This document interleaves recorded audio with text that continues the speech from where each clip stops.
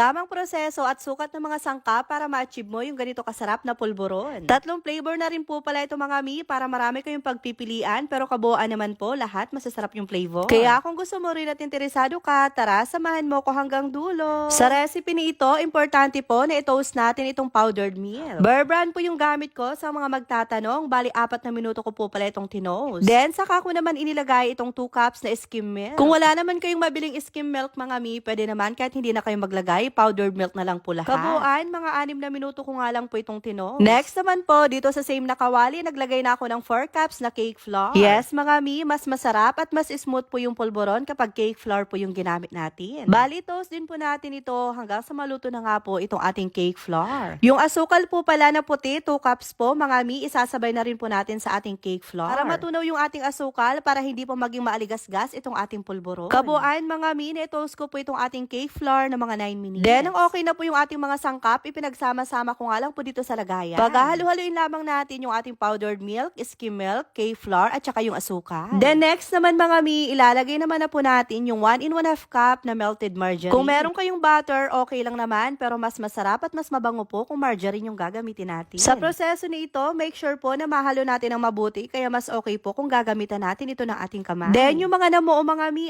dudurugin po natin. Make sure po na maging ganito po yung kulay niya, pantay-pantay po at wala po mga buo-buong flour. At dahil tatlong flavor nga po itong gagawin natin, hinati ko po ito sa tatlo. Bali yung ating flavor po, cookies and cream, peanut, and then yung ating graham. Una ko nga po palang hinalo itong ating peanut. Dinurog ko po pala yung mga peanuts para mas masarap. Next na flavor, itong ating cookies and cream. Bali tatlo po palang cream o na biscuit yung nagamit ko. Dinurog ko rin po pala ito mga mi. Make sure po bawat flavor, hahaluin natin ng mabuti. Then last na flavor nga po yung ating graham. Yung size po pala ng aking hulmahan, 329 po yung nasa hulihan niya na number. Mabanggit ko na rin po pala mga mi, importante po na after natin silang mahulma, ilalagay po natin dito sa freezer ng 2 hours. Or higit pa sa 2 hours mga mi, para kapag inilagay natin dito sa ating packaging, hindi po tayo mahirapan. Kaya kung mapapansin nyo mga mi, buong buo itong ating pulburon dahil inilagay ko po ito sa freezer. Sa mga magtatanong naman pala kung saan ko nabili itong aking packaging, sa mga online shop mga mi. Search nyo na lang mga mi, plastic candies, marami pong iba't ibang design. Free size lang naman din po pala ito mga mi sa mga magtatanong, saktong-sakto po dito sa size ng ating pulburon. Itong pansara naman na ginamit ko, electric sealer po yung pangalan nito sa mga magtatanong. Sa online shop ko lang din po ito nabili, mura lang din po mga mi. Nang mabalot ko na po pala lahat itong ating pulburon, nakagawa pa ako ng 75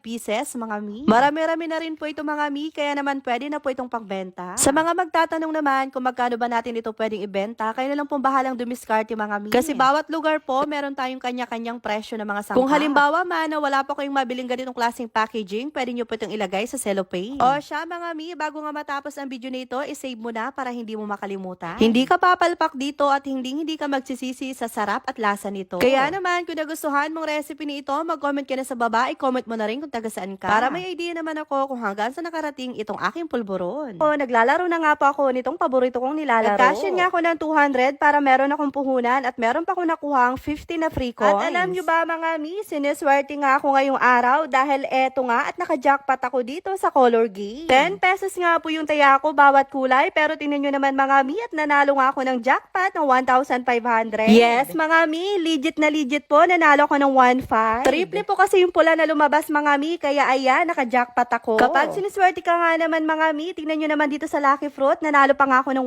1,700. Meron din pala sila ditong pabonus mga mi, katulad na nga lang nitong nakuha ko. 142 na coins ang nakuha kong pabonus dito sa Lucky Fruit. Konting-konti lang naman talaga ako dito tumaya mga mi, para kapag natalo, hindi masyado nakakapanghinaya. Pero kapag siswertehin ka nga, naku, napakadali lang dumami ng 30 pesos mo. Bukod nga pala sa color game at Lucky Fruit, marami din po palang games sa pagpipilian dito mga mi. Kaya kung gusto mo rin at interesado ka, mag-download at mag-register na, nasa comment section po yung link. Bali, ang gagawin mo lamang po dito, ilalagay mo lamang ang cellphone number mo, gagawa ka ng password mo, yung verification code na nasa gilid. Then, ilagay nyo mga mi yung referral ID ko na nasa comment section, swerte po yan. Then, confirm mo lang yan, agad-agad meron ka ng account, kaya ano pang inaantay nyo, mag-download at mag-register na, nasa comment section po yung link.